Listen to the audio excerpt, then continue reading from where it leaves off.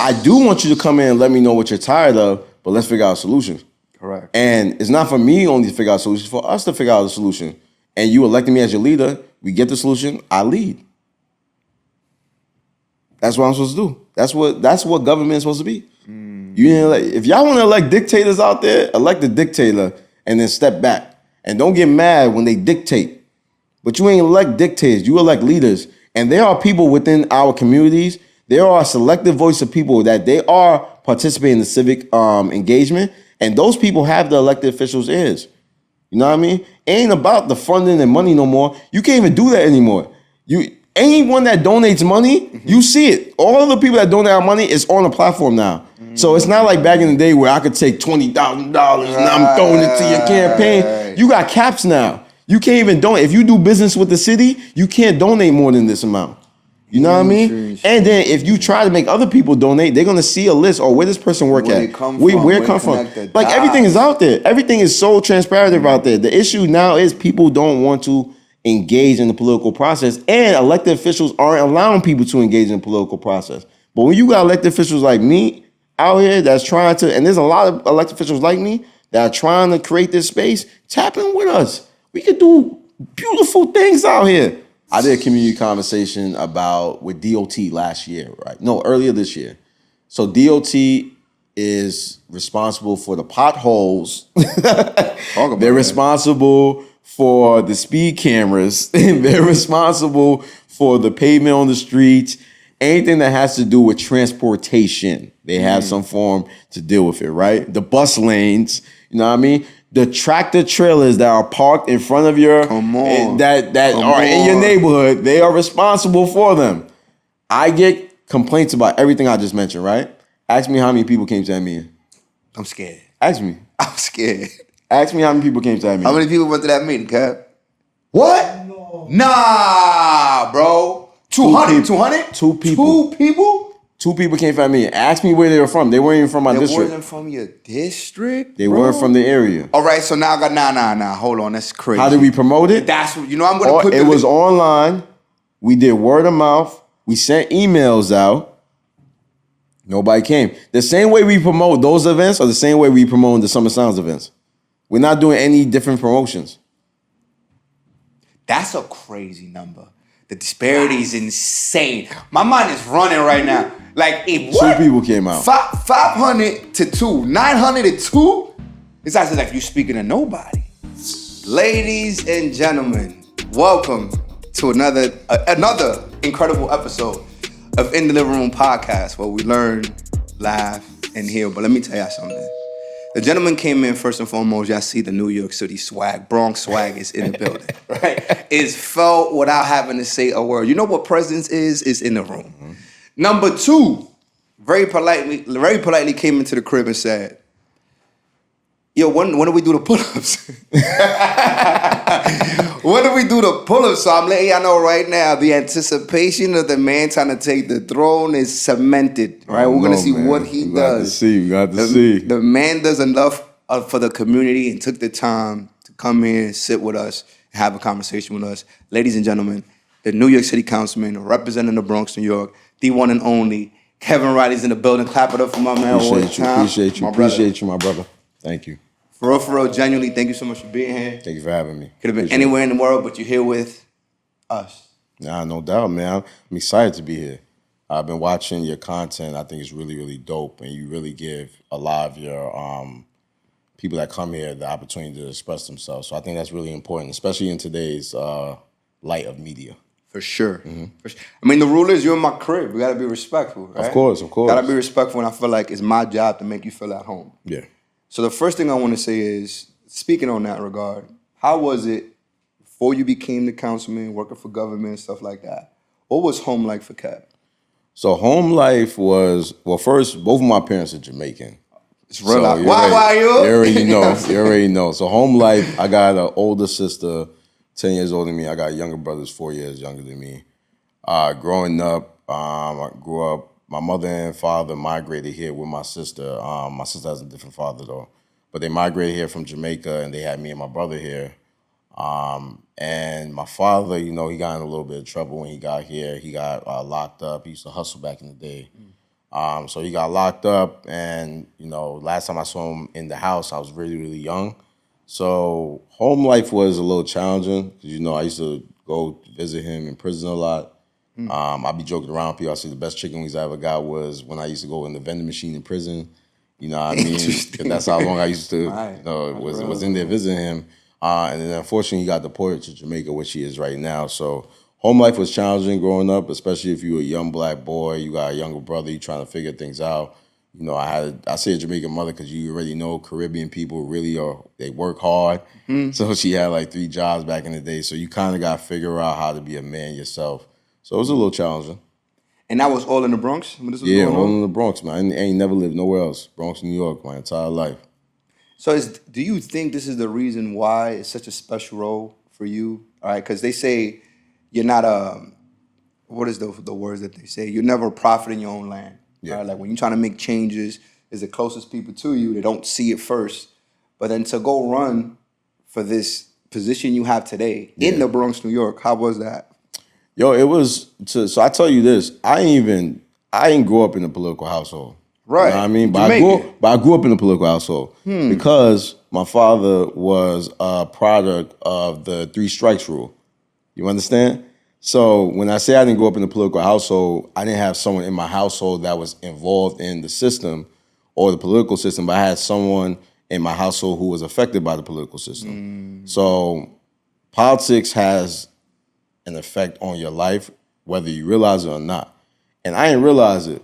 So going to college, like you already know, growing up, with our parents like really drilled it into us like, yo, you gotta go to college, you gotta go to college, you gotta go to college. And I wanted to make my mother proud. I saw how hard she worked. I saw how much she invested in us. So I went away to college and she wanted me to become a lawyer. And I had a department, and the department was politics, economics, and society.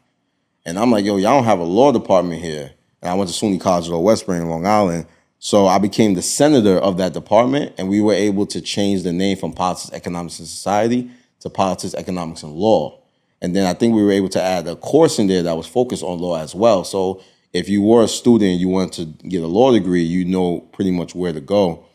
And I joined the frat in 2008, which I'll go into a little bit later on. But when I joined the frat, I met a good brother named Jonathan Hicks. And Jonathan Hicks, he was a journalist for the New York Times. God rest his soul. He was my fraternity brother. God rest his soul. And we had nationals, and we in the corner talking. So we in nationals. We just went through a process. Everybody wants to have fun. Everybody trying to party. Ain't no one really trying to talk about, your life and stuff like that after. But I'm in the corner with John and like just talking to him. And he's just there like, yo, Kev, what's your plans? But one thing I knew is I didn't want to graduate college without a plan. You know what I mean? So he grabbed my ear. He said, what's your major? I said, politics, economics, and law. I want to be a lawyer. Why you want to be a lawyer? My mother wanted me to be a lawyer. You know what I mean? So she wanted me to be a lawyer. What do you want me to do? Right.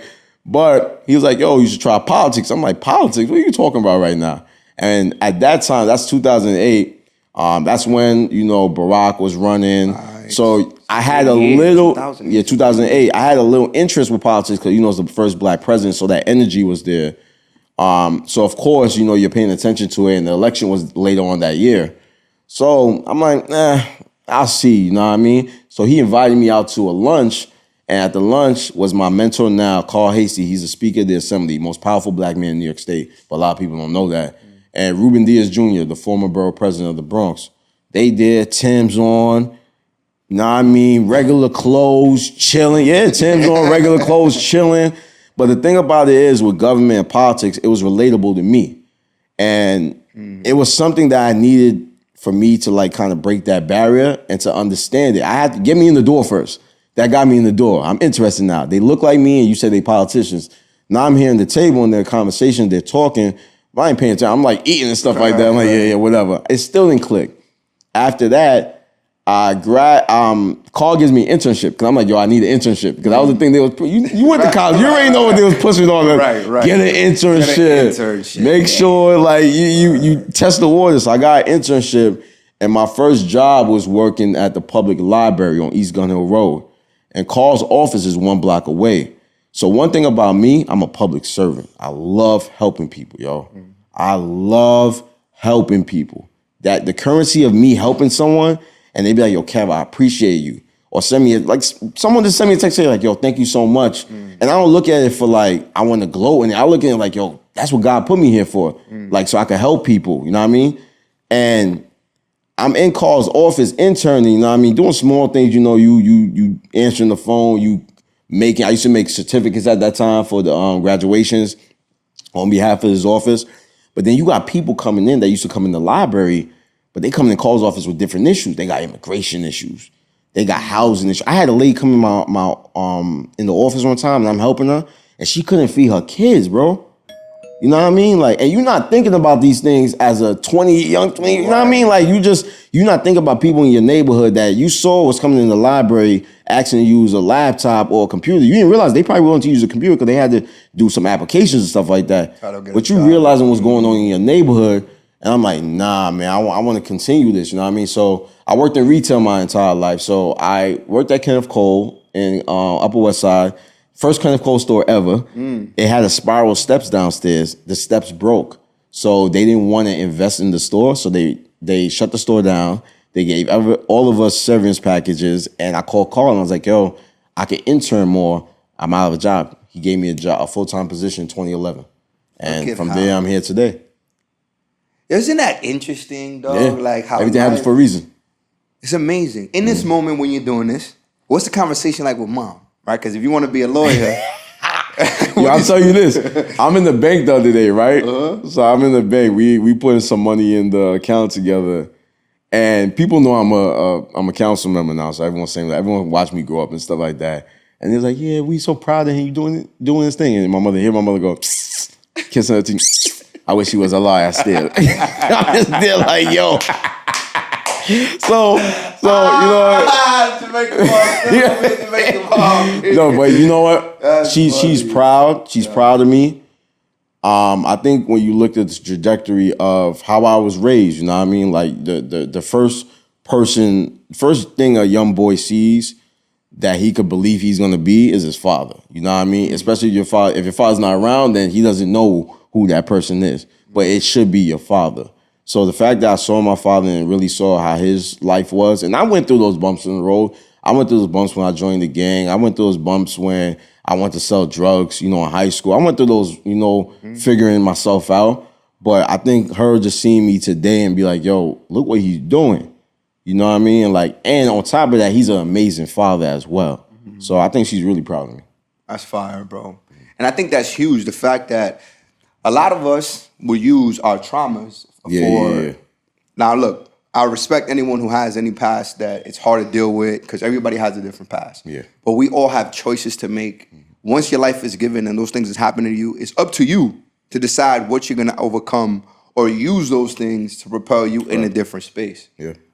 Not having a father around to be to being a great father, all right? Because I want to stay in politics. But what was that like when you first found out you was having a baby? Scared. How old were you? I was my daughter is 9. I just turned 37. I was 28. So found out my wife and I, we weren't married at the time, but college sweethearts. And she told me she was pregnant. I'm there like, oh God.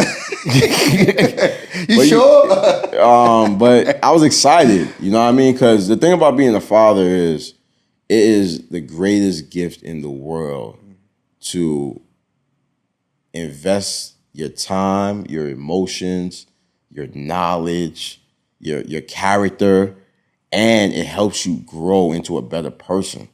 Because when you really care about this thing called parenthood, and you know that you have little ones under you, you look at life different. You understand? Like I things in your life will always change your outcome of how you view life, but not like parenthood, I feel like. Because it's like somebody else is relying on me. You have dependents. That's why we do taxes. And you have dependents. These people depend on you. So understand that someone depends on you changes your trajectory on how you really, really take on life. And when my first daughter was born, Brooke, I was like, I'm still head over heels of all my kids, but I was like really excited to showcase how I could be an amazing dad. So it was great, man. Like, I mean, of course, when you first find out you're scared. Right. You know what I mean? Of course you're scared because you're like, wow, I ain't have a father around me. You know what I mean? So you going off of what you see on TV, Uncle Phil. You know what I mean? Like you feel me? Like the father figures and sitcoms. Facts. And you really trying to figure out, I made tons of mistakes. I'm going to continue making mistakes, but that's parenthood. Understanding that you're going to make mistakes, but rectifying those mistakes and having open communication with your kids. And I had that with my daughter and my son. I just had my son too. I can't have no more kids. I got the vasectomy. Clipped it up. I'm done. I advise all men out there, please don't rely on women. Please, don't put all the pressure on women if you do not want to have more children. Please, the process is not that bad. All right, bro. So let me ask you a question, bro, because being a councilman in the Bronx, all right? Yeah. Does it feel like you're the father of the neighborhood? Does it feel like there's things that we're gonna put on you as a responsibility, whether they're yours or not, right? Because when I think of politics, I think the disconnect is, what do they do for me? Right? Like, all right, cool. You got the job, but I'm still going through this. There's still city bikes in front of my building. There ain't no damn parking, right? Who's gonna fix that? Do you fix that? Yeah. Like, it still feels like, yeah, I hear you, but what's the benefit for me knowing what you could do for me? So I think it's the way you view government. You understand? I don't look at myself as the father. Well, I'm not a dictator. I'm the leader and representative for my community. So I look at it like, you know, when you were in school or class, you know what I mean? You have that person that's a class president or that person that's going to represent the class. That person necessarily isn't going to tell the other students what to do, but he's actually, or she is actually the voice for that collective group and cohort. And that's where I am for District 12, which is the Northeast Bronx. I'm the collective voice of leadership that they elected. But the reason why there's a disconnect within government is because, and everyone has fault in this, because this is an ecosystem that we have to understand. The only time that a lot of people are engaged in the political process is during election time. So it's during primary elections or general elections. And normally it's really the big elections, like the presidential election, which we just saw, or if it's a big statewide or mayoral race, where people are more engaged in the political process. I usually tell people, because as a council member, you know how many times people are like, I have a pothole on the street, I ain't voting for you. I'm like, man, I want to fix your pothole. I don't care if you don't vote for me. You know what I mean? Because I'm a public servant, I want to help you out. But it's about having a process, because 9 times out of 10, people don't realize a government office is a collective staff in there. And it's one person, right? So the staff is really, really limited to things that they could do. They can't go around block to block in the district and see which street has a pothole. Right. They can't go house to house, unit to unit to figure out which unit hasn't had repairs in a while. The process has to be is, I'm elected to lead this area. You have to trust me to lead, but you also have to continue the civic engagement process with me. Now, within that process is understanding I am having issues with the drop-offs with schools. Okay. Right? That's an issue that everyone could relate to, right? That's a really good issue. All right. So we're dropping our kids off to school. It's very congested. There are people that don't pay attention to the stop sign and they're driving around the bus and they almost hit me and my child, right? What can you do about that? Now, it's my job to explain to you what are the next possibilities that we can actually do. There could be proposed legislation, which I could explain to you the legislative process which is, I have a bill. We all know that song, I have a bill, Capitol Hill. So you present a legislative idea, we hand it into our legislative body, it becomes proposed legislation. What's the next step, Kevin? All right, I gave you the idea. Why isn't it a bill yet? That's not how it goes. There's steps to this. We propose the legislation. The legislation then gets introduced at a stated general meeting. Then it gets sent to a committee. It gets heard in the committee. Then it gets voted out of the committee. Jeez. Then it gets voted back on the floor. Then after we vote for it on the floor, it goes to the mayor's office, and he has I believe 30 days to sign it. All right? I believe 30 days. I could be wrong about the days, but he has a specific amount of days to sign it off, right? Okay. Once that happened, that's when the bill goes into law. But there's a whole political process that has to happen and civic engagement, because a lot of people feel like politics is just I'm voting. You have to also show up. For instance, I do something called a community conversation every month, right?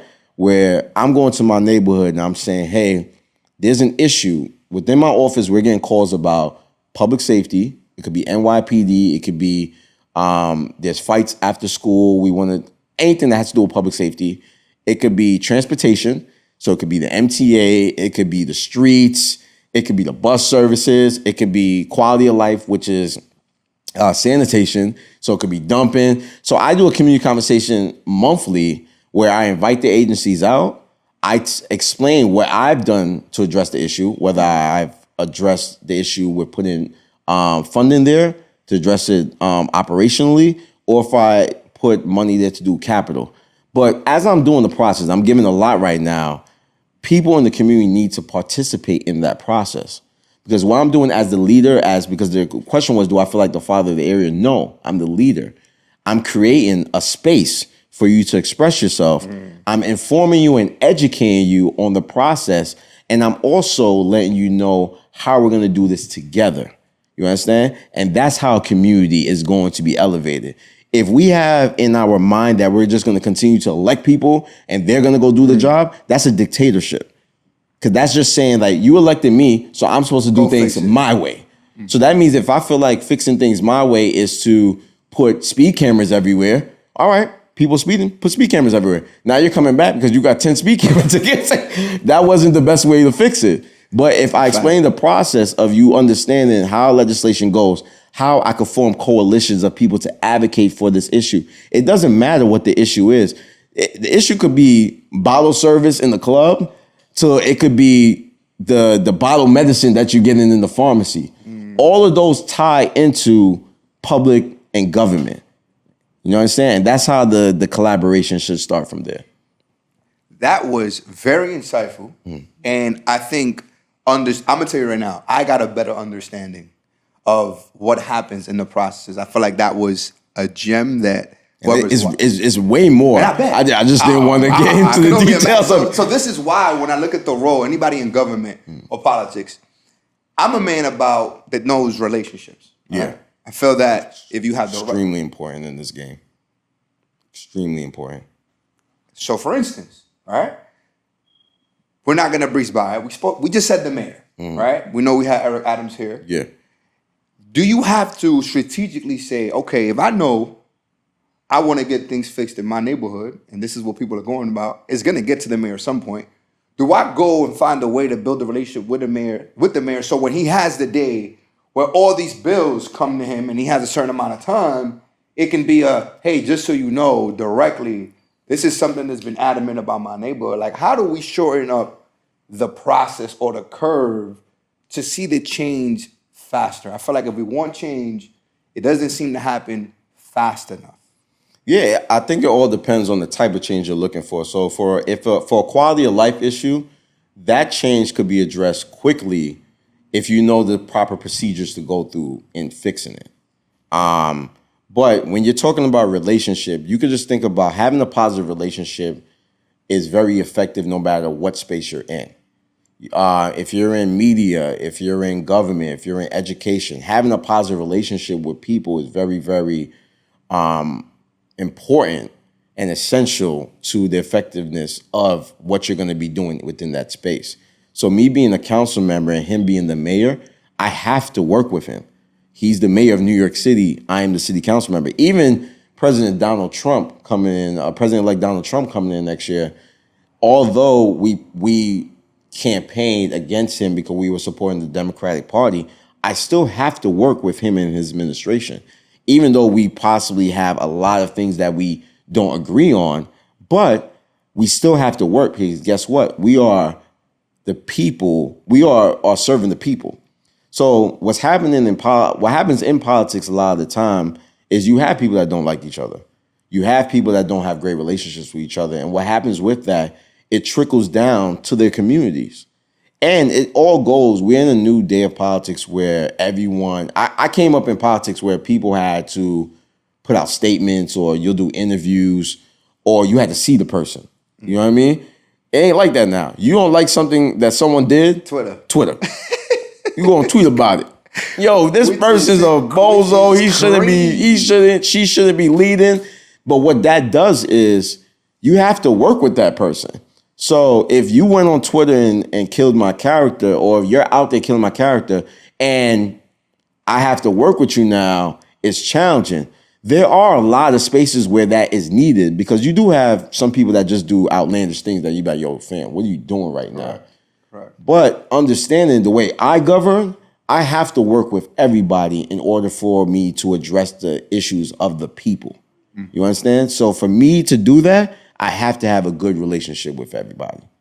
So here's what's very interesting. Coming on to 2025, Donald Trump, you just said it, right?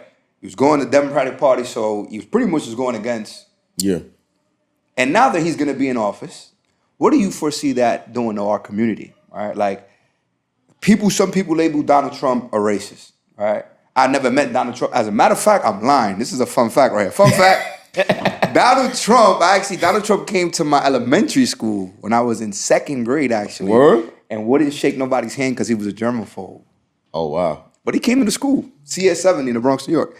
So I met Donald Trump when I was a kid, but don't know him personally to say, hey, he's racist, all right? But there's enough stuff on the line, on the web, I say, that could paint him that way. Do you think him being in office could negatively impact our community? And the fact that y'all were going against that party, does it feel like we'll have the low-hanging fruit? I think there are things that the party has been working on that him being in office is going to wipe away a lot of those things. But I think what's more detrimental to the community is the lack of civic engagement and the misinformation that is out there. So for instance, I won't sit here and say that any administration was great. Right. You understand? Every administration, you will have flaws within it. But there are certain administrations you could look and like, they did something really, really well. Like I believe President Ronald Reagan, we just hear negative things about Ronald Reagan. But because of Ronald Reagan, I believe women were able to start their businesses under his administration. So that is something very, very positive if you could look from that. And that just showcases that when you work, even under administration where you don't necessarily believe in their ideologies or the way they go about doing things, you can still find some light within that. So I think the fact of civic engagement and having people understand the different levels of government and how they affect their communities. So if you're having the issue with the education system or the way that your kids are being educated, or if you're having the issue with the healthcare system, then understand which level part of government plays a role into that. I think that's something that is very, very important. Alongside with that, elected officials have to do a better job with engaging their communities. We're not in a time where we're just sitting back and sending out mailers. Like, right. You know what I mean? Like we have a couple of my colleagues, couple of us, we try to do fun, engaging ways that we can let the community know about information. My team and I, we're even talking about more engaging ways that we can let the community know about more information. And we have great platforms like social media, you know what I mean, where the information can get out there much, much faster opposed to you sending out a mailer. So I think to answer your original question, of course, when a Republican administration goes in, it's going to take away a lot of things that the Democratic administration were trying to do. And even within that administration, you also have to understand, not every Democrat is for a lot of the things that happen within, you know, the party. And that also goes for the Republican Party as well. Siding with a political party, these are the two popular political parties, the Democrat and the Republican Party. You have your independents, you have different parties that are starting out as well. But don't look at it as saying like all Democrats are all Democrats, all Republicans are all Republicans. And the way we even view the parties now, I think is getting to a place where it's dissatisfying because the whole idea is for people to be more politically capable, you know what I mean? And in order for them to do so, they have to vote with their ideologies. So if I'm a person that has 3 kids, I have 2 girls and a boy, I'm going to care about, certain things that is going to benefit my family, opposed to someone who's a bachelor or a single woman who's just out there that is working and investing and wants to grow a lot of wealth. That doesn't necessarily mean she's evil or he's evil or I'm evil. But the way that it's looked at today, it's like blood and Crip. Right. It's like, you blood? Right. You Crip? Right. And we can't look at the parties like that because we're doing essentially the same thing that we frown upon. 100%. If a person's ideologies associates with that party, then we shouldn't view them anyway. I'm always going to ride out with my party. I'm going to ride with my party, especially where I feel like they're doing things to address certain things that affect me and my community. You know what I mean? We're talking about immigration. Like my parents migrated here from Jamaica. I'm Dominican. You know what I mean? Like, you feel me? Like, we talking about reproductive rights for women. I have 2 daughters. You know what I mean? Like, what are we talking? We talking about mass incarceration. I have a son. You know what I mean? Like, I'm talking about things that affected my kids. You know what I mean? Like, but if you someone that's trying to grow wealthy and people talking about tax the rich, and you don't want you don't want more taxes on you. I understand. Right. You know what I mean? Right. I understand, but for a person that has morale, we have to compromise. We can't just always be on this side. Right. We can't just always be on this side. We have to come to the middle. Yeah, I think it's the world of extremists, and honestly, bro, I think for those, look, they say on platforms don't speak about politics, right? Religion, and I think we're doing a great 50-50 dates. I hate the internet on that 50-50 nonsense. I think that this is a conversation that's doing a lot for me. Yeah. And I think you're doing a great job of informing us in a way that I think we got to do better. I would say I have to do better understanding what I could do for the community, the outreach. How do I get a hold of what's going on to know what impacts my own community, opposed to letting the media say, yo, I'm blood now, I'm with the Republicans, I'm Crip, you know what I'm saying? Nah, because this people want to argue about things they don't even know about or not even engaged in the process of changing something, but want to point a finger. Mm-hmm. And it's true. I think we got to be part of the change we want to see. Correct. That's huge.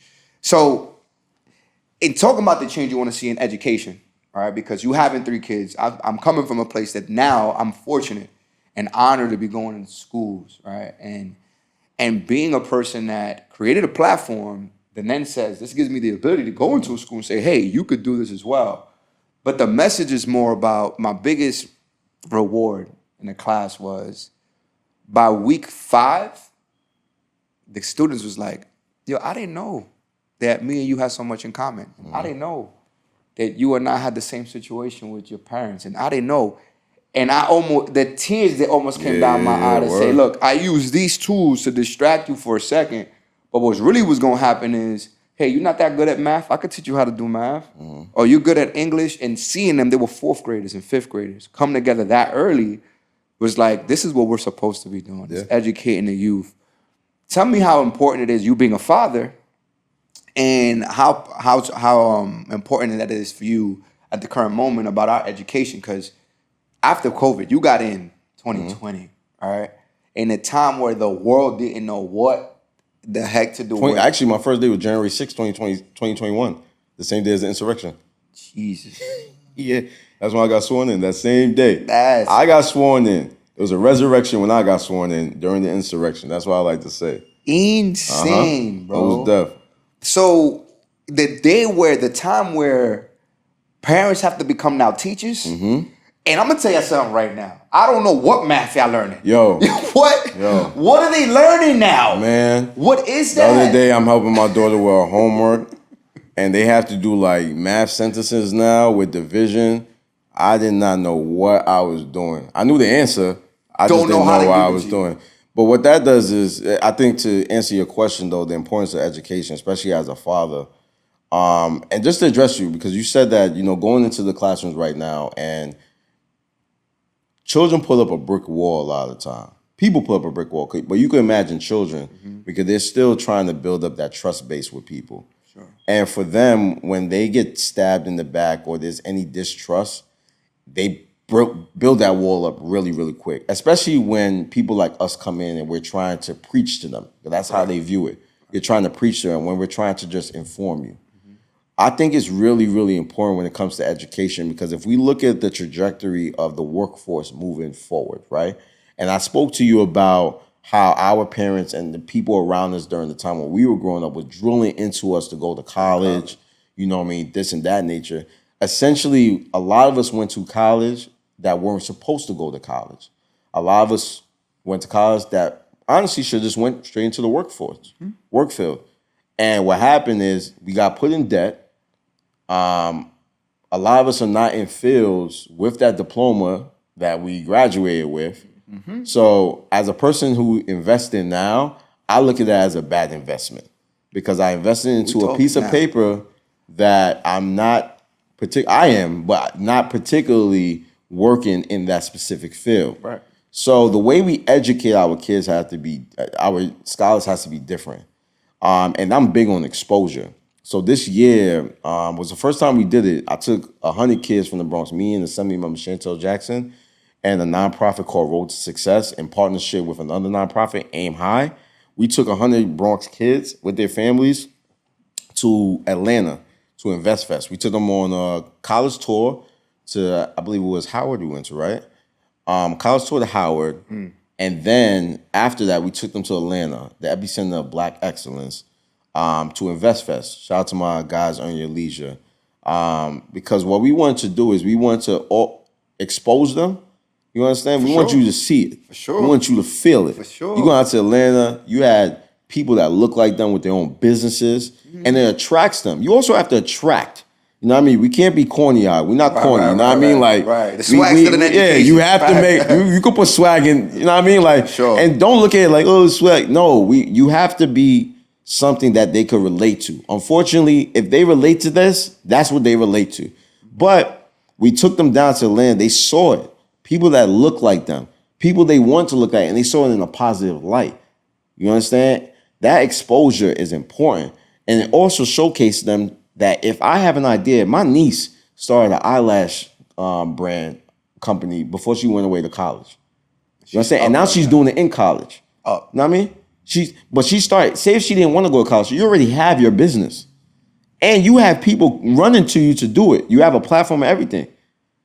You could grow that. You know what I mean? You have young dope dudes like Kai who's doing the streaming thing. I talk about him all the time and I watch his thing. I'm watching his thing like, yo, I'm amazed, yo.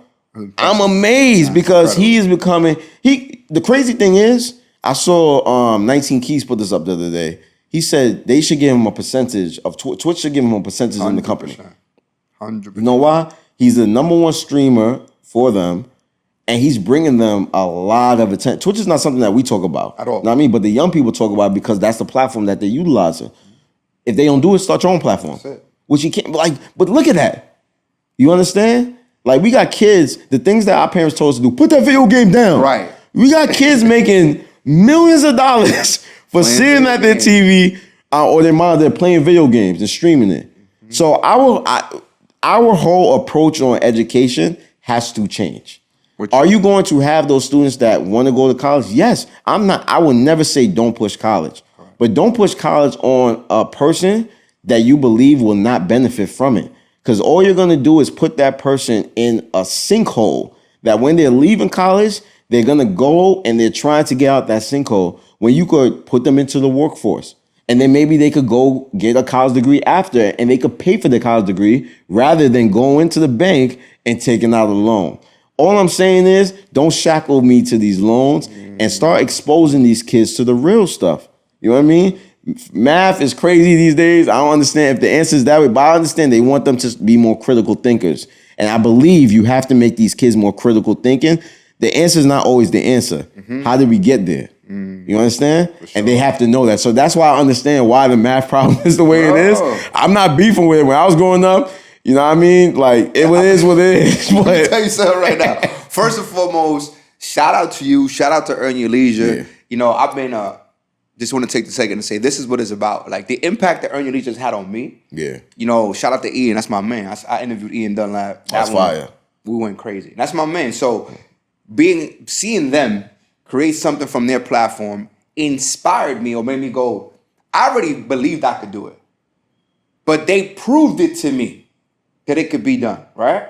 That's a form of education, to be a student, to sit back and look at every episode and see their lighting and the guests they use. And after they interviewed this person, they started this business. I'm like, oh, that's the game.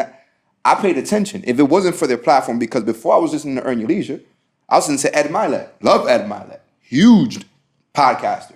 Comes from the network marketing space. So that's where I related, right? But I didn't know he was a network marketer. And then you dive down a rabbit hole and you're like, oh, these are the dudes from they're from 914. Nah, they're right here though. They look like me. They look like me. I haven't missed an episode. I can relate to them. Ever since I haven't. I don't miss an episode either. I don't miss an episode, and every year, Invest is my yearly event, no matter what. It's an amazing event. I will employ everyone to go, and I'm actually trying to do something. So next year we try to make it bigger. I'm trying to take more kids there. I'm trying to take double the number, 200. But I'm trying to do something when we get back from there. That we'll talk about off and this is what I was gonna say as well is, I know when people come on platforms, it's more like, what can this person do for me? I'm here to say to you, is there anything that I can do for you to help the community or whatever needs to be put out there? Well, you helping me right now. I think, so I'll tell you this, I took 100 kids to the Bronx, right? Doesn't that sound eye-popping? Like, wow. Right. Like, it's 100. That's a big number. You took 100 kids, a council member. Right. You wouldn't think all the major media platforms should be here. They don't. That should have been ringing. It should have been viral, right? You would think so, but if something negative happens, like something happens with the mayor, or if something happens where someone gets shot or something like that, where they want to highlight, that's what you get contacted for. So what you're doing for me right now with helping me explain my story, like I helped bring a YMCA to the Bronx. You know what I mean? The Northeast Bronx YMCA. I was a part of the conversation with bringing the other YMCA to the Bronx, La Central. You know what I mean?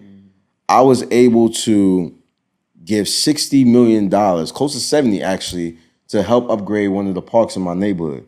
You know what I mean? I gave back to fix one of the libraries. I'm literally going around to each school, implementing STEM labs and hydroponic labs where I could teach kids how to grow their own produce. Because as we saw from COVID, you know what I mean? A lot of the underlying issues was because of health and what we were putting within our body. I am curating a space. I'm approachable. You could see me on the train. You could catch me driving. I might be chilling at your favorite spot. I wear Timbs.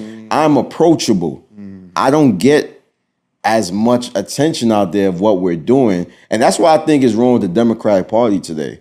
I think the Democratic Party could do a better job with exposing a lot of the younger, vibrant Democrats that came into the party that's doing dope things.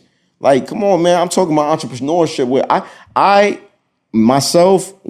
started something called the Hood Caucus with me, Councilmember Natasha Williams from Queens, and Althea Stevens, where we wanted to make sure that people from our neighborhoods, their voices get represented. You know what I mean? Typically, people that look like me aren't going to care about what happens in government, but they should care about what happens in government.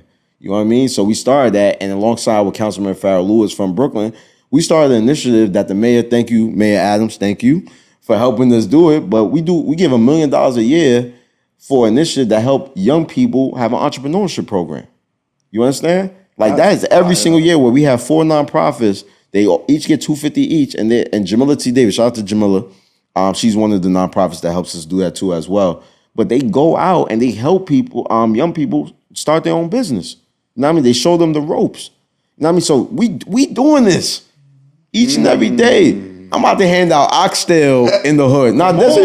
I'm handing out on Friday. I'm handing out oxtail in the hood, bro. I'm not even handing out turkeys. I'm gonna be the first politician, and I got Caribbean district. I'm handing out oxtail and curry go for Thanksgiving. But we doing different things within our neighborhood, and what you could do for me, you're doing for me. You're giving me a platform to let people know, especially our people, know what's going on in our neighborhood, and let them know what they could do to tap in to make sure that their voices are heard as well. So tap in with me, y'all. Please tap in with me. Facts. Honestly, there's something about just being present in what's happening. Yeah. Right? Like this conversation came about, or this link came about, and I want to speak to the youth. Being a good person goes a long way. Yeah, word. Being a good person goes a long way. this whole facade of thinking that you got to be the hardest and the toughest and the ops and you got the most ops. It's for TV. I don't know if I have ops. And those ops are probably rooting for me right now. I have opportunities. That's the only ops I got. Come on. That's the only ops I want. The only ops I got. The only ops you need in life are opportunities. Ain't no one your ops, but your opportunities. That's it. Message to all you. That's real. I think that some of us, or some people, especially from our neighborhood, we like to complain about the things that we can't change. Meaning, your past is gone. There's nothing we could do about that. None. It's over. What can we do today to make an impact for tomorrow? Me allowing my friends to say, yo, bro, I got some people that I think you should interview, right? I'm like, I'm going to trust my man, Chris. But of course, I would love to sit down with the councilman, bro, that looks like me and can help our community. You know what I mean? So being a good person goes a long way. And then learning the things that are being a politician and not being a politician, being in politics but not being in politics, starting the conversation that way was amazing, because sometimes you don't know what you need to know till you need to know it. Yeah. So how's the relationship with your father, after becoming a person that now is in government? And, I know he had to go to Jamaica and be deported, but how does he now see who you've become, and how's that relationship? Yo, that man's so proud of me, man. I love my dad. I speak to him every week. I'm actually trying to get him a visiting visa to get back right now so he can see his grandkids. But I love my pops, man. I love him with all my heart, and he's so proud of me. He's so proud, like, just to see, like, yo, I wasn't even around. And I always say this to him, too, like, he beats himself up a lot. Like, he beats himself up a lot. And I tell him, like, yo, Dad, you never know if you was around, if I would have been doing this right now. Who's to say if you was around still hustling? Me and Gab would probably been hustlers, too. You never know what would have happened. So I think things happen in life for a reason. We have a great relationship. It's needed.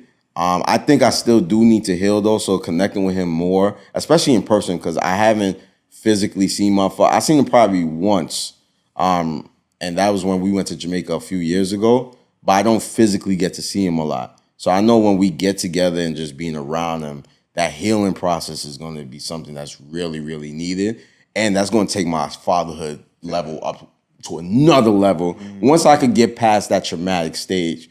And I know I have to heal because, for instance, I took my kids to, my wife and I, we took our kids to Disney World in August, right? So we driving on the resort. My first time in Disney. I've never been to Disney my entire life. So my first time in Disney, we driving on the resort, right? My daughter's there. My wife is in the back. I let my daughter sit in the front because she's my oldest daughter, right? And they're excited. They see the sign, "Welcome to Walt Disney." I start crying. Snot, tears, like I have the glasses on. Just, they all like this. What the? Yo, she's like, yo, what's wrong with you? You good? Like, yo, my wife and I couldn't even talk. I couldn't even talk. I'm choking. Like I can't even say. My wife is in the back. My wife knows. She's like, yo, my wife lost her father when she was 2. Her father died. So we both have that, fatherhood, trauma within ourselves. So it's very important for us to let the kids know how important that is. But she was like, yo, this is a big deal for him. So I know I have a lot of healing to do when it comes to my father. And that's just being around him because I missed so much of my life that he wasn't there. And I can't wait to have that time with him, which we're actively working on right now. But our relationship is great. I came out with a children's book. With me and my kids, Hopping Through Life, Tales of a Fatherless Father. It just dropped this year. My kids co-authors on the book. So he knows about that. And he doesn't feel no type of way because he understands. And I talk about the trauma through the book. You know what I mean? Because I want literacy. I want fathers to be more open and willing to read to their children. Because literacy is something that's failing within our school system, of course, these days. But also being open with our kids about our experiences as growing up. Because a lot of us, it's either we had a father or didn't have a father in our life. And that experience with the father and their experience with their fathers, it's so much masculinity within the male, species, which is needed. You know what I mean? But it also has to be emotional intelligence as well. And as men, we don't know how to deal with our emotions. So I think that's something that's really, really, truly important. And the number one way to deal with your emotions with your children is to express them. You know, I'm very transparent with my kids. They know about my upbringing. So even when I mess up, I go to them like, yo, I'm sorry about that. I ain't mean to, you know, say it that way, you know, things of that nature. Something different than my mother ever did to me. Not me. So, but my relationship with my pops is really, really good, man. Really good. Nah, I appreciate it. There was so much you gave right there because I was just going to ask, in a piece of emotional intelligence, you saying you're sorry to your kids, right? Yeah. Can you give me not to get too personal, but a particular situation for a teaching point, I guess, here where you felt you did something that you owe them an apology for? Yeah. Right? I'll give you one thing. I remember during the pandemic time, it was me, my wife, my daughter, my oldest daughter, and my youngest daughter, and we had to do the homework with them. So, you know, you're doing the Zoom and the homework.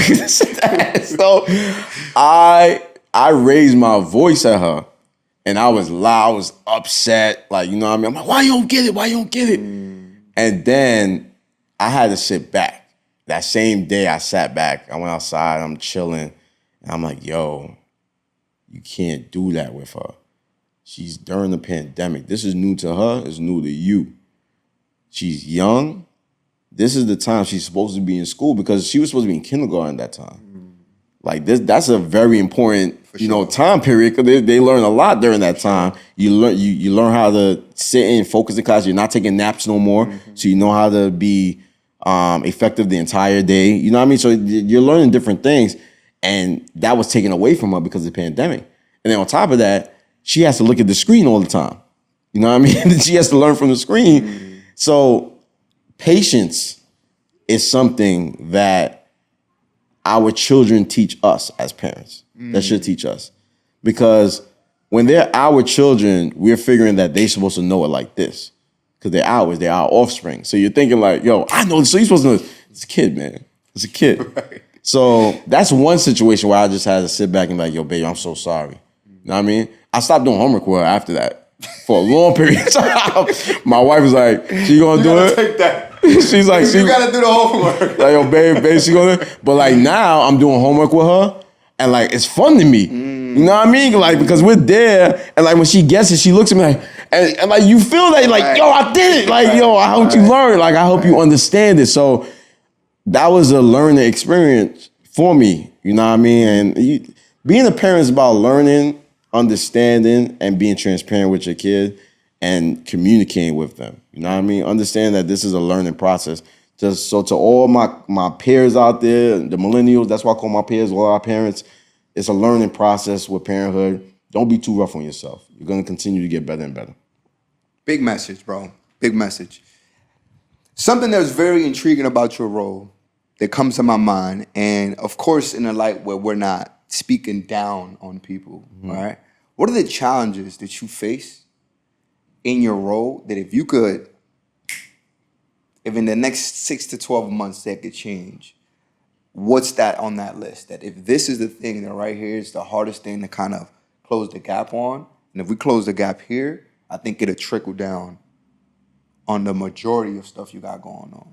I think, not to be a broken record, but I think it's really just to have more people involved in the process. Real. That's real though. Because it's so hard to make a decision where you don't know where everyone in the community, stands. So as an elected official, as a leader, as a politician, public servant, however you want to, identify this position, you have an issue where on one side you're hearing it, and on the other side you're hearing it, right? Now, maybe on a specific issue, you only hear it on one side. So you do something to address the issue because of one-sided, information. But then once you implement something, the other side comes along. All of a sudden. You understand? Mm-hmm. And what that does is put you in a bind because you're there like, oh, man, I messed up. Now I got to go back and modify this. I can't go back and modify this. Now you're pissing off the other side. Opposed to both sides coming to you speaking to both sides, and we come to a median where both sides can be like, you know what? I can respect that. Or even if you go towards one side, the other side can respect you because you had them a part of the process and you communicate with them. Even if y'all did not agree on whatever was the proposed proposition. You know what I'm saying? So I think the most challenging part is the engagement that's happening within our community. Because I tell you one thing, bro. Anytime I'm doing like an event where I'm like handing out food or something that's engaging or something like that, I'll get tons of people that come and pull up. But if I'm doing something where I really need community input, or I really want to, I want y'all to come in, let me know what y'all need in this community, where are the issues, I'm not getting that. And a lot of times you hear about issues on the news because everyone thinks you call News 12 and News 12 is going to solve it. News 12 is not doing anything but come in, putting your thing on the story that day, and that's it. Right. Even at the end when they say, oh, if you want to hear about this, follow up with this number. No one's following up with that number. So it's like they're putting, what you really should do is work with us, you know what I mean? So we can figure things out. And if we're not doing it, get us out of there. Get us out. Right. If I'm not putting a place for you where you feel comfortable for me to represent you, get me out of there. Get me out of office.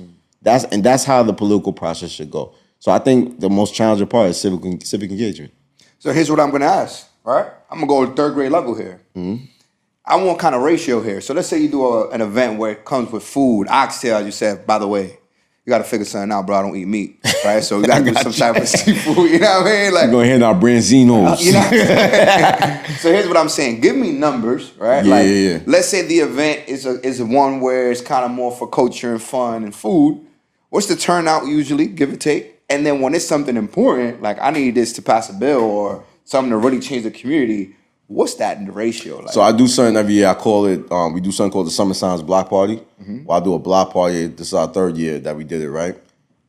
We have a block party. I have artists come out. I give out food vendors. I'll probably see roughly about 300 to 500 people that trickle in throughout the event, right? Okay. When I used to work with Carl, we used to do something. It's actually coming up. He used to do like a holiday party. That event, he rents out the entire Eastwood Manor. I'm talking about close to 900 to 1,000 people coming to that event. I do a community conversation where I'm talking about issues. So I tell you, I did a community conversation with DOT last year, right? No, earlier this year. So DOT is responsible for the potholes. They're responsible for the speed cameras. They're responsible for the pavement on the streets. Anything that has to do with transportation, they have some form to deal with it, right? The bus lanes, you know what I mean? The tractor trailers that are parked in front of your, that are in your neighborhood, they are responsible for them. I get complaints about everything I just mentioned, right?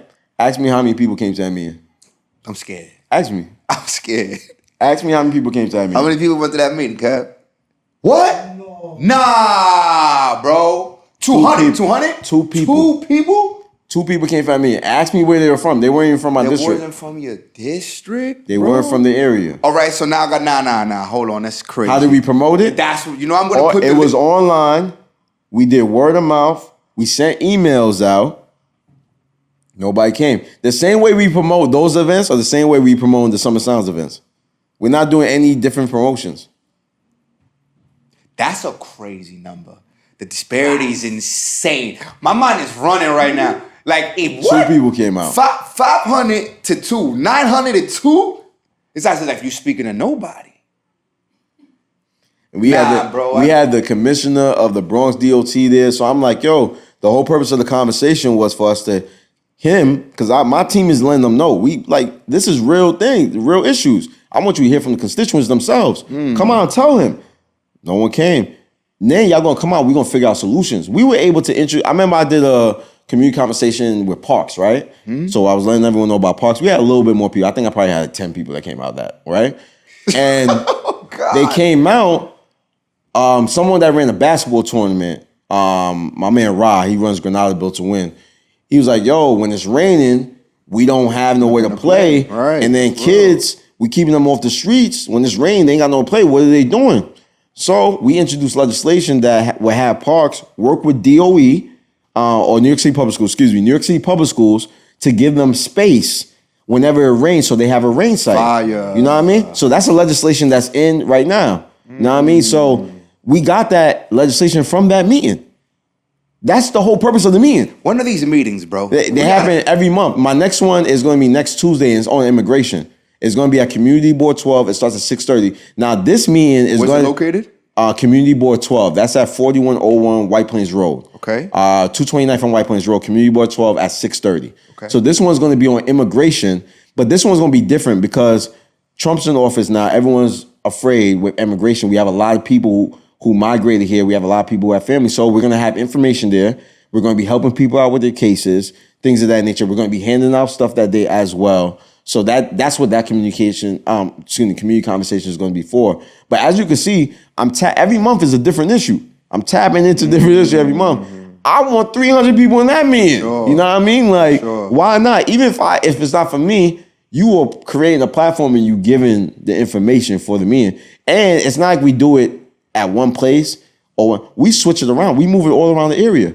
We don't do it at one location. I'll put it in your hood. Because, people might act like they not, I have seniors that won't go into other neighbor. I can't go into that neighbor. I'm like, Miss Johnson, you could go over there. Like, Miss Beverly don't remember that. Like, they not.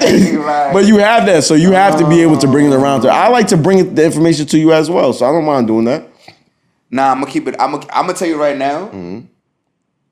You got my commitment. Like I'm engaged now because of that drop. If not one, I'm curious.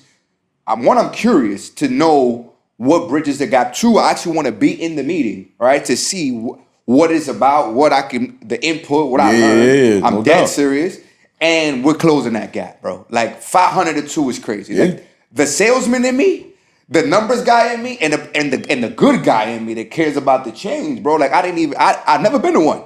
I've never been to one. I'm going. It's like a town hall, but we don't like to say town hall because what town halls are is you just come in and you just. I'm tired of this. I'm tired of this. Right. I do want you to come in and let me know what you're tired of, but let's figure out a solution. Correct. And it's not for me only to figure out a solution, it's for us to figure out a solution.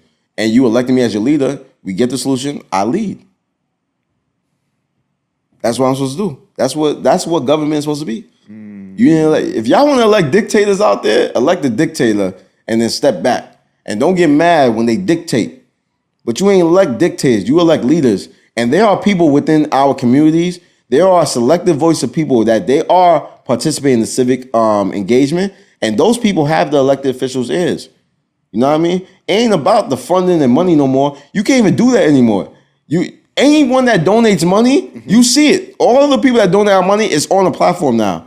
So it's not like back in the day where I could take $20,000 and I'm throwing it to your campaign. You got caps now. You can't even donate. If you do business with the city, you can't donate more than this amount. You know what I mean? And then if you try to make other people donate, they're gonna see a list or where this person work at. Where it come from. Like everything is out there. Everything is so transparent out there. The issue now is people don't want to engage in the political process, and elected officials aren't allowing people to engage in the political process. But when you got elected officials like me out here that's trying to, and there's a lot of elected officials like me that are trying to create this space, tap in with us. We could do beautiful things out here. That's a fact, bro. Wow. You know what I mean? We could do mad beautiful things out here. This is your hood. You gotta live here. All right. You gotta live here.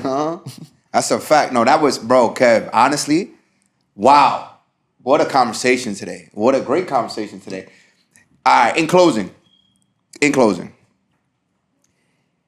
when you're in this role right now, hearing those numbers right there, right? Like 500 to 2, or when you do good and the way it's received, or the obstacles, or how to get that. How do you internalize that? Like, what is that doing to you in your mindset and your day-to-day role? Like, does it come like, is it something I'm doing wrong, right? Because if I could get people to come to this event, how do I translate that to this event?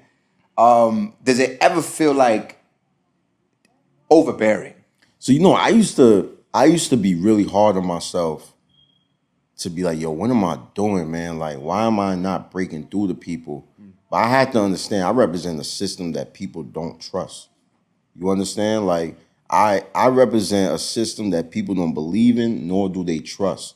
So for them to be a part of this civic, even when I'm talking the civic engagement piece, it's hard for people. It's like, yo, why should I trust you? Why should I waste my time and do this process if nothing's going to happen?